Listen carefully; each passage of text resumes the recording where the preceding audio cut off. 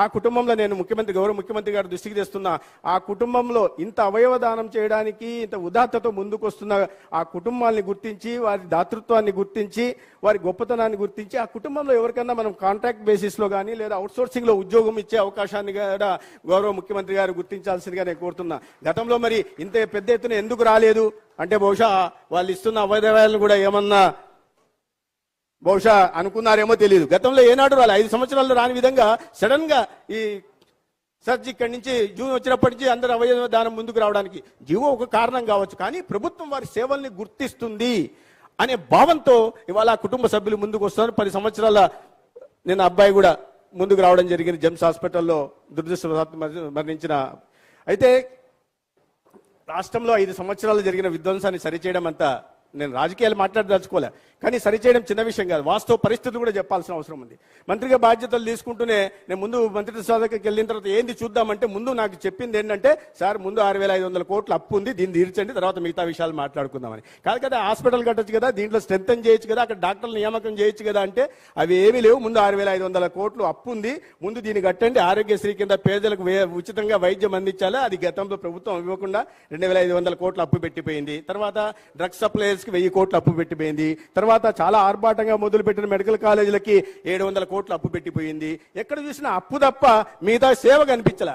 అటువంటి పాలన సాగింది. వాటిని సరి చేసుకుంటూ ఇవాళ దానికి అనుగుణంగానే పెద్ద ఎత్తున నిధులు ఇస్తూ ఉన్నారు, బడ్జెట్ నుంచి కేటాయింపులు చేస్తున్నారు. ఇవాళ అప్పులు చెల్లించుకుంటూ ఆ గ్యాప్స్ సరి చేసుకుంటూ ఆ డెఫిషియన్సీని కూడా సరి చేసుకుంటూ రోడ్డుపాట్లను పూడ్చుకుంటూ ముందుకు తీసుకెళ్లే ప్రయత్నం చేస్తుంటాం.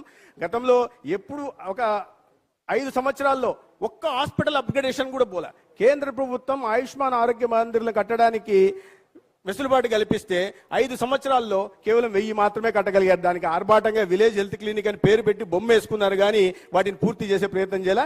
ఇప్పుడు మిగిలిన 9,000కు పైగా కట్టాల్సిన బాధ్యత ఇవాళ ఈ ప్రభుత్వం, కొత్త ప్రభుత్వం మీద పడింది. అన్ని విధాలుగా అన్ని రకాలుగా కూడా ఇటువంటి చర్యలే తీసుకున్నారు.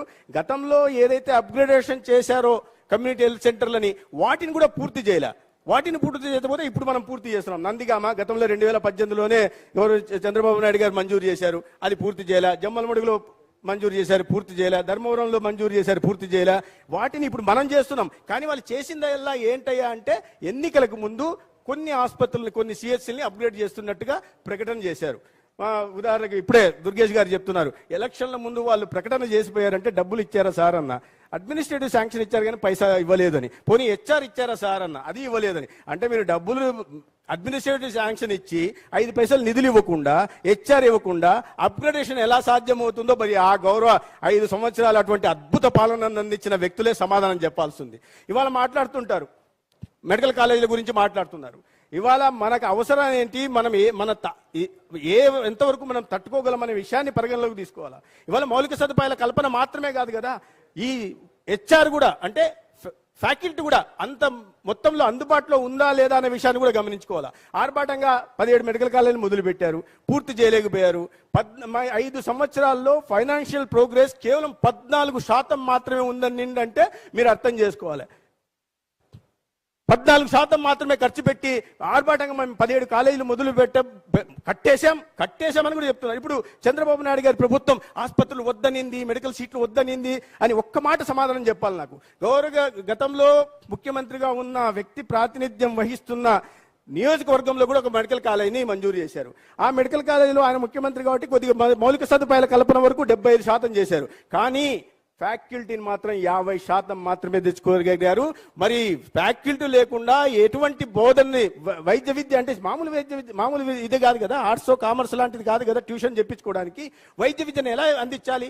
మిగతా కాలేజీల పరిస్థితి అయితే చెప్పనవసరంలే. మదనపల్లి కాలేజీలో ఈ 5 సంవత్సరాల్లో 46 కోట్లు మాత్రం ఖర్చు పెట్టారు, కాలేజీ మొదలు పెట్టారంట. 600 కోట్లు ఖర్చు పెట్టాల్సిన కాలేజీలో 46 కోట్లు ఖర్చు పెట్టి కాలేజీ మొదలు పెట్టమంటే గని భాస్కరరావు గారికి తెలుసు కాలేజీ నడపాలంటే ఎటువంటి విషయము.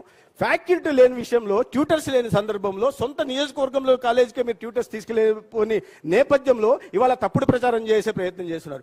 మరీ దారుణంగా ఎటువంటి పరిస్థితి అంటే, మొన్న ఒక ఉప ముఖ్యమంత్రి ప్రెస్ కాన్ఫరెన్స్ చేసి డైరెక్ట్ ముఖ్యమంత్రి గారి గురించి మాట్లాడుతున్నారు, చంద్రబాబు నాయుడు గురించి. కాలేజీలు వద్దన్నారు అని ఆయన భాషలో చెప్తూ, మేము అడ్మినిస్ట్రేటివ్ శాంక్షన్ ఇచ్చాం, వి బిల్ట్ హిమంగస్ బిల్డింగ్స్ అన్నాడు. నాకు అర్థం కాలే, ఏంటి హిమంగస్ బిల్డింగ్స్ బిల్డ్ చేశారు, ఎక్కడున్నాయా బాబు మీరు వెళ్తే చిన్న చిన్న ఇవి తప్ప పునాదులు తప్ప లేదా